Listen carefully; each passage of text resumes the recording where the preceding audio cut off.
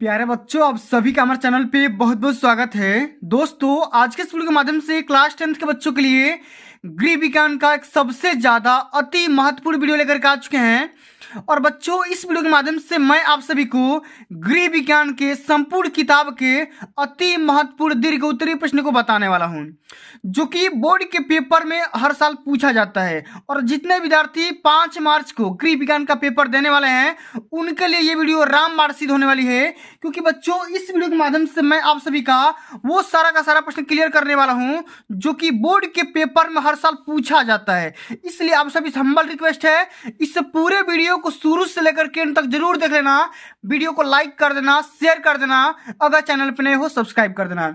देखिए बच्चों, सबसे पहले मैं आप सभी का एक बहुत ही बिग डाउट क्लियर करना चाहूंगा कि आप सभी के किताब में कुल मिलाकर के 23 चैप्टर है। कितने चैप्टर?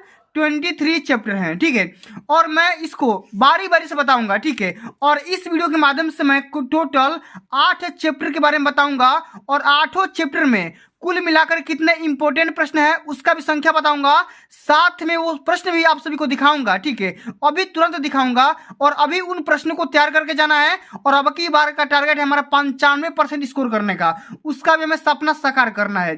तो बच्चों, यहाँ पे देख सकते हैं कुल मिलाकर के 8 चैप्टर मैंने यहाँ पे लिख लिया हुआ है, और 8 चैप्टर में कितने इंपॉर्टेंट प्रश्नों की संख्या है वही मैं सामने यहाँ पे दर्शा दिया हूँ। जैसे यहाँ पे देख सकते हो, पहला जो प्रश्न है बच्चा, इसमें कुल मिलाकर के 4 मोस्ट इंपोर्टेंट प्रश्न होने वाले हैं, ठीक है। और कौन सा?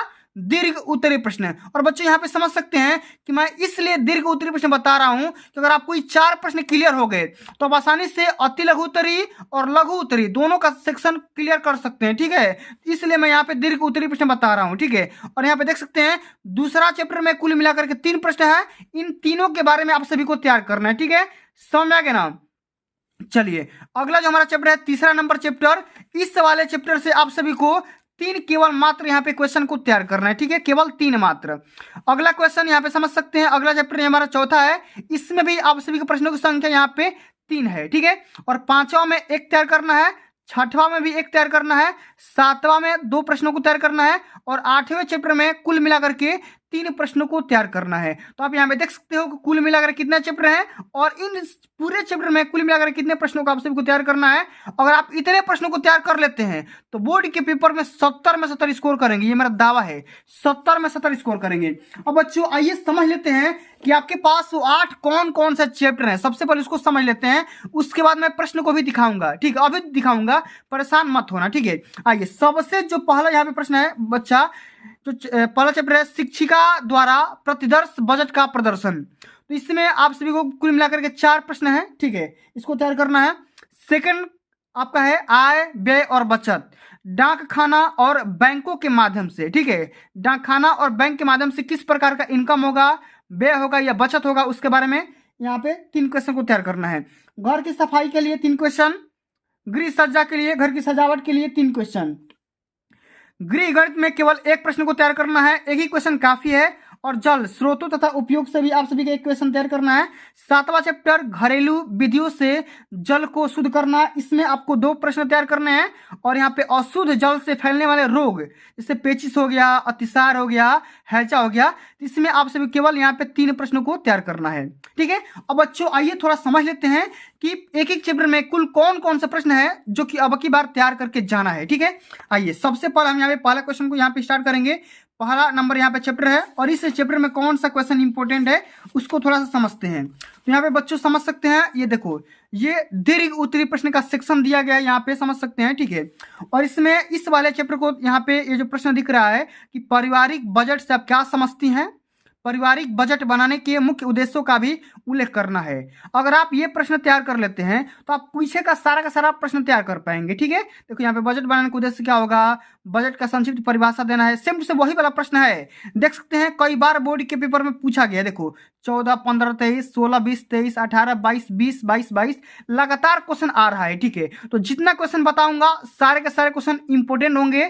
थोड़ा सा वीडियो लंबा होगा क्योंकि इस वीडियो के माध्यम से मैं वायरल प्रश्न बता रहा हूं, ठीक है। अब चलो, अगला प्रश्न इसको तैयार करके जाना है कि पारिवारिक बजट का क्या महत्व होता है, इससे परिवार को होने वाले लाभों का भी वर्णन करना है। तो इस वाले प्रश्न को भी तैयार करके जाना है। आप चाहो तो स्क्रीनशॉट भी ले सकते हो, ठीक है। आप चाहो तो स्क्रीनशॉट भी इसका ले लेना, परेशानी की बात नहीं होगा। यहाँ पे देखो, बजट से न केवल गृहिणियों का ही लाभान्वित होती है बल्कि इससे अर्थशास्त्रियों, समाज सुधारकों तो सरकार को भी लाभ होता है। इसके बारे में स्पष्ट करना है, 2017 में आया हुआ क्वेश्चन है। ठीक है, आय व्यय संतुलन बनाने के लिए बजट बनाना क्यों जरूरी होता है, इस कथन को स्पष्ट करना है। कई बार बोर्ड के पेपर में ये भी क्वेश्चन आ चुका है, देख सकते हैं यहाँ पे लिखा भी गया है कि बजट बनाने के लाभ लिखिए। 6 नंबर में क्वेश्चन आता है, दीर्घ उत्तरीय जो प्रश्न आता है 6 नंबर में आता है, तब इस क्वेश्चन को तैयार करके जरूर जाना। अगला जो हमारा क्वेश्चन है, समझ सकते हैं कि पारिवारिक बजट से संबंधित एंजिल के द्वारा प्रतिपादित सिद्धांत का आलोचनात्मक विवरण देना है। या एंजिल का सिद्धांत क्या होता है, ठीक है, या बजट बनाने के लिए एंजिल के सिद्धांत को स्पष्ट करना है। ये भी क्वेश्चन बोर्ड के पेपर में कई बार पूछा जा चुका है। ठीक है, तो इस वाले क्वेश्चन को भी तैयार करके जाना है कि भाई एंजिल का सिद्धांत क्या होता है। ठीक है, चलो अगला क्वेश्चन जो कि इस चैप्टर का अंतिम नंबर क्वेश्चन होगा कि पारिवारिक बजट तैयार करते समय किन किन बातों का ध्यान रखना चाहिए। ठीक है, यह आवश्यक होता है, वर्णन करना है। ठीक है, किन किन सिद्धांतों को भी ध्यान में रखेंगे इसके बारे में, या पारिवारिक बजट की प्रमुख मदें कौन कौन सी होती है इसके बारे में लिखना है, या लिस्ट बनाना है। ठीक है, एक ही क्वेश्चन को कई बार घुमा करके पूछेगा, इसको भी तैयार करके जाना है। अब की बार गारंटी के साथ बोल सकता हूं कि पेपर में पक्का आएगा, जितना बता रहा हूं वही आएगा, इससे बाहर नहीं आएगा। बहुत सारे बच्चों का चैनल पे कमेंट आता है कि सर आप सीरीज से ही बता दो कि कौन कौन से इंपॉर्टेंट क्वेश्चन है, तो लो भैया आपके डिमांड पे मैं आपके लिए वीडियो प्रोवाइड कर रहा हूँ। ठीक है, अब चलिए आगे बात करेंगे आय, व्यय और बचत, डाक खाना और बैंकों के माध्यम से जो हो रहा है, इस वाले चैप्टर से भी हम इंपॉर्टेंट क्वेश्चन को देखेंगे। ठीक है, आइए सबसे पहले हम यहाँ पे देखेंगे दीर्घ उत्तरीय प्रश्न के बारे में। देखो ये क्वेश्चन कितना बार बोर्ड के पेपर में आया हुआ है कि पारिवारिक बचत से आप क्या समझती हैं। पहले क्या था, बजट था, इसमें बचत है, सेविंग के बारे में पूछा जा रहा है। इसका मतलब क्या होता है, अर्थ क्या होता है, परिभाषा क्या होता है, इसके बारे में लिखना है। और बचत का क्या महत्व होता है, किन साधनों के द्वारा बचत को सुरक्षित रखा जा सकता है।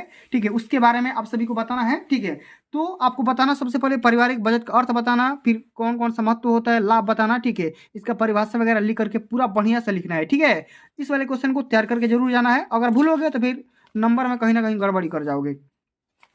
अगला क्वेश्चन यहाँ पे समझ सकते हैं कि बचत का क्या अर्थ होता है। ठीक है, यहाँ पे देखो, डाक खाने की विभिन्न योजनाएं कौन कौन सी है, किन्हीं 2 योजनाओं के बारे में विस्तार से समझाना है। ठीक है, तो इस वाले क्वेश्चन को भी तैयार करके जाना है, कई बार बोर्ड के पेपर में आ चुका है। और तीसरा क्वेश्चन यहाँ पे समझ सकते हैं कि गृह व्यय में मितव्ययिता के लिए किन किन बातों को ध्यान में रखना जरूरी होता है, इसके बारे में लिखना होता है। ठीक है, या गृह व्यय में मितव्ययिता के लिए 2 सुझाव लिखिए, ये भी कई बार बोर्ड के पेपर में पूछा जा चुका है। ठीक है, तो इस क्वेश्चन का भी स्क्रीनशॉट ले लो और अभी कभी तुरंत तैयार कर लो। ठीक है, चलो अब आगे बढ़ जाते हैं, तीसरा नंबर यहाँ पे चैप्टर में आते हैं। तो यहाँ पे देखो, तीसरा में यहाँ पे कितने क्वेश्चन है, 3 क्वेश्चन है। ठीक है, यहाँ पे देखो, घर की सफाई का अर्थ स्पष्ट कीजिए तथा घर की सफाई के महत्व एवं आवश्यकताओं का विस्तार से वर्णन करिए, या घर की स्वच्छता का अर्थ समझाइए। कई बार बोर्ड के पेपर में समझ सकते हो, जितना बार यहाँ पे लिखा है ना 2016, 17, 20, 22, हर बार बोर्ड के पेपर में आया हुआ ये सन लिखा हुआ है। ठीक है, चलो आगे देख लेते हैं। अगला हमारा क्वेश्चन यहाँ पे समझ सकते हैं कि घर की सफाई के विभिन्न प्रकारों का वर्णन करिए, यानी कि घर में किस किस प्रकार की सफाई होती है, प्रकार के बारे में लिखना है। ठीक है, यहाँ पे देख सकते हो, दैनिक सफाई जो कि रोज रोज होती है, साप्ताहिक सफाई, मासिक सफाई, वार्षिक सफाई, आकस्मिक सफाई। ठीक है, समझ सकते हैं ना, इतने प्रकार की सफाई होती है, इसी के बारे में आपको विस्तार से लिखना होगा। ठीक है, चलो अगला क्वेश्चन इसी में का है, तीसरा में के। ठीक है, समझ सकते हैं कि सफाई के विभिन्न साधनों का वर्णन करिए, यानी कौन कौन से साधन है, इक्विपमेंट है, उपकरण है, उसके बारे में लिखना होता है। तो कपड़े व चिथड़े, ठीक है, झाड़ू, ब्रश, ठीक है, ब्रश हो गया, सफाई के लिए आधुनिक उपकरण यंत्र हो गया, वैक्यूम क्लीनर हो गया, कारपेट स्वीपर हो गया, बर्तन साफ करने की मशीन हो गई, ये सारे उपकरण है जिसके द्वारा हम घर की सफाई करते हैं। ठीक है, तो इसके बारे में भी आप सभी को लिखना है। देख सकते हैं कई बार बोर्ड के पेपर में ये भी क्वेश्चन आ रहा है, लगातार आ रहा है। ठीक है, तो चलिए एक एक सेक्शन को देखेंगे, बिना परेशानी के देखेंगे, बिना हेजिटेशन के देखेंगे। आपका आज सारा का सारा डाउट क्लियर करने वाला हूँ। अगर आप तैयार नहीं कर पा रहे हो तो आप कमेंट करके बता दो, मैं उसका सोल्यूशन भी अपलोड कर दूंगा। ठीक है, चलो आगे बढ़ते हैं। अगला जो कि हमारा चौथा नंबर यहाँ पे क्वेश्चन चैप्टर है, गृह सज्जा यानी घर की सजावट। इसमें आपको तैयार करना है ये वाला क्वेश्चन कि घर की सजावट से क्या तात्पर्य होता है। ठीक है, घर की सजावट करने के लिए आप किन किन बातों को ध्यान में रखेंगी, सजावट के महत्व का वर्णन करिए। ठीक है, इसी को पलट करके बोला है कि गृह सज्जा केवल धन पर ही निर्भर नहीं करती, गृहिणी के कलात्मक रुचि पर मुख्य रूप से निर्भर करती है?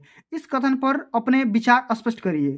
ठीक है, तो यही क्वेश्चन को देख सकते हैं कई बार पूछा जा रहा है, बदल बदल के पूछा जा रहा है। ठीक है, इसको तैयार करके जरूर जाना है। ठीक है, चलो अब देखिए चौथा में 3 क्वेश्चन है, तो पहला क्वेश्चन हो गया। अब यहाँ पे देखो दूसरा क्वेश्चन यहाँ पे है, देखो ठीक है। देखो घर की सजावट के मूलभूत सिद्धांत कौन कौन से होते हैं, संक्षेप में वर्णन करना है। या गृह सज्जा के सिद्धांत क्या होते हैं? देखो सुंदरता, अभिव्यक्ति, उपयोगिता, ये क्या है? सिद्धांत है। अब इसी के बारे में हेडिंग बना करके लिखना है, वो तो मैं आप सभी को सोल्यूशन में बताऊंगा। ठीक है, अभी आप प्रश्न देख लो। ठीक है, चलिए अगला क्वेश्चन यहाँ पे समझ सकते हैं कि घर में बैठक के कमरे का क्या महत्व है। अपने घर की बैठक को आप किस प्रकार सजाएंगी, स्पष्ट करिए। तो इस वाले क्वेश्चन को भी तैयार करके जाना है, कई बार बोर्ड के पेपर में आ चुका है कि ड्राइंग रूम का क्या इंपॉर्टेंस होता है, क्या महत्व होता है, इसके बारे में लिखना है। और सजावट का क्या क्या शैली होता है, इसके बारे में देसी शैली, विदेशी शैली, सजावट या मिश्र शैली, इन तीनों शैली के बारे में आप लिख दोगे तो आपका पूरा का पूरा नंबर मिल जाएगा। ठीक है, अब देखो गृह गणित वाला चैप्टर है, 5वां नंबर यहाँ पे देखो, 5वां चैप्टर गृह गणित है। तो इसमें तो आप सभी का थोड़ा सा न्यूमेरिकल पूछा जाता है। ठीक है, थोड़ा सा छोटा छोटा न्यूमेरिकल पूछा जाएगा। देखो समय लाभ पे, ठीक है, समय काम पे, साधारण ब्याज पे, एक एक नियम पे सवाल पूछा जाएगा। मतलब बहुत ही सिंपल सा है। इसमें आपको एक क्वेश्चन तैयार करके जाना है जो कि थ्योरेटिकल है, ये वाला क्वेश्चन कि गृह विज्ञान की छात्राओं के लिए गृह गणित के महत्व को स्पष्ट करना है। ठीक है, या गृहिणी के लिए गृह गणित का ज्ञान होना क्यों जरूरी होता है, ये भी क्वेश्चन कई बार बोर्ड के पेपर में आ चुका है। ठीक है, और हमेशा पूछा जाता है, तो लॉन्ग आंसर टाइप क्वेश्चन में पूछा जाता है, इस बात को ध्यान में रखना। ठीक है, तो इतने सारे प्रश्नों को तैयार करके जाना है। अब चलो अगला यहाँ पे चैप्टर आ गया जल, स्रोत तथा उपयोग। ठीक है, किस प्रकार इसका स्रोत होता है और इसका हम यूज कहाँ कहाँ करते हैं, इसी के बारे में हमको तैयार करना है। इस देखो इसमें दीर्घ उत्तरीय प्रश्न में ये देखो वायरल प्रश्न है कि जल का संगठन बताइए, माने जल किन किन तत्वों से मिलकर के बना है उसके बारे में बताना है। तथा जल प्राप्ति के स्रोतों का वर्णन करिए कि जल कहाँ कहाँ से हमें मिल रहा है, या जल प्राप्ति के मुख्य स्रोत क्या होता है इसके बारे में बताना है, या जल का संगठन क्या होता है। ठीक है, तो इतने सारे प्रश्नों को, ये वाला प्रश्न को तैयार करके जाना। देख सकते हो 14, 15, 16, 17, 18, 19, 20 लगातार क्वेश्चन आ रहा है। ठीक है, मैंने एक भी साल मैंने गैप नहीं हो रहा है। ठीक है, हर साल आ रहा है। ठीक है, तो इसको तैयार करके जरूर जाना है। तो 6वां में यही वाला क्वेश्चन है जो कि तैयार करके जाना है, बाकी सब तैयार कर लोगे। ठीक है, चलो अगला क्वेश्चन आपका देख सकते हैं 7वां नंबर चैप्टर से है कि घरेलू विधियों से जल को शुद्ध करना। ठीक है, ये 7वां नंबर चैप्टर है और इसमें भी आपको एक क्वेश्चन को, यहाँ पे 2 क्वेश्चन को तैयार करना है। सबसे पहला क्वेश्चन यहाँ पे ये है कि जल किस प्रकार दूषित हो जाता है, दूषित जल का स्वास्थ्य पर क्या प्रभाव पड़ता है, इसको तैयार करना। या जल अशुद्ध होने के क्या क्या कौन कौन से रीजन हो सकते हैं उसके बारे में लिखना है। या अशुद्ध जल का जनजीवन एवं स्वास्थ्य पर क्या प्रभाव पड़ता है। सेम टू सेम वही वाला क्वेश्चन है। ठीक है, क्वेश्चन बदला है थोड़ा थोड़ा सा, लेकिन सबका आंसर सेम ही रहेगा। ठीक है, एक तो इसको तैयार करना है और एक इसको तैयार करना है। यहाँ पे देखो अशुद्ध जल को शुद्ध करने के लिए घरेलू विधि के बारे में यहाँ पे लिखना है कि अशुद्ध जल को हम घर के विधि के माध्यम से कैसे हल कर सकते हैं। या जल को शुद्ध करने के लिए रासायनिक विधि लिखिए।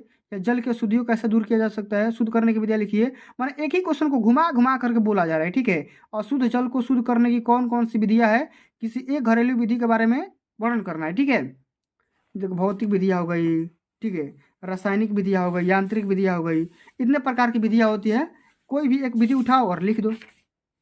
अब चलिए आते हैं अंतिम नंबर चैप्टर के बारे में, जो कि इस वीडियो का अंतिम नंबर क्वेश्चन वीडियो होगा। ठीक है, चैप्टर होगा अशुद्ध जल से फैलने वाले रोग, जैसे पेचिस हो गया, अतिसार हो गया, हैजा हो गया। ठीक है, अशुद्ध जल से फैलते हैं। तो इसमें आपको तैयार करना है कितने प्रश्न, 3 प्रश्न तैयार करने हैं। कौन कौन से हैं उसको थोड़ा सा हम समझ लेते हैं। ठीक है, यहाँ पे देखिए ये वाला, यहाँ पे देखो दीर्घ उत्तरीय प्रश्न यहाँ से स्टार्ट हो गया।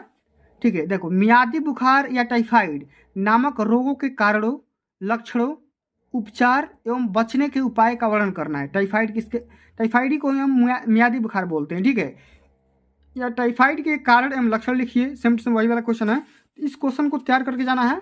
ये भी कई बार बोर्ड के पेपर में पूछा जा चुका है, देखो इसको। ठीक है, अब देखो अगला जो हमारा क्वेश्चन है ये वाला अतिसार, जिसको डायरिया बोलते हैं। अतिसार रोग के कारणों, लक्षणों एवं बचने के उपाय लिखिए। सेम टू सेम वही वाला है। या अतिसार रोग के लक्षण लिखिए। अतिसार के रोगी को किस प्रकार का आहार देना चाहिए, किस प्रकार का भोजन देना चाहिए, इसके बारे में आप सभी को लिखना होता है। ठीक है, इस वाले क्वेश्चन को भी तैयार करना है। और अंतिम नंबर क्वेश्चन यहाँ पे देख सकते हैं ये वाला, अशुद्ध जल और भोजन से कौन कौन से रोग संवाहित होते हैं, किसी एक रोग के कारण, लक्षण एवं उपचार बताइए। यह हैजा किस प्रकार फैलता है, इस रोग के लक्षण और बचने के उपाय बताइए। ठीक है, तो इतने सारे प्रश्नों को अगर आप तैयार कर लेते हैं तो अब की बार का ये वायरल प्रश्न है, इसी में से आएगा।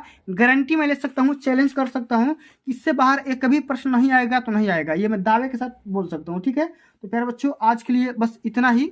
अगर ये वीडियो आप सभी को अच्छी लगी होगी, हेल्पफुल लगी होगी, तो वीडियो को लाइक कर देना, शेयर कर देना, और अगर आप अभी तक मेरे चैनल पर नए हैं तो चैनल को भी सब्सक्राइब कर देना। जल्द ही मिलते हैं अगली वीडियो में, तब तक के लिए जय हिंद, जय भारत, वंदे मातरम।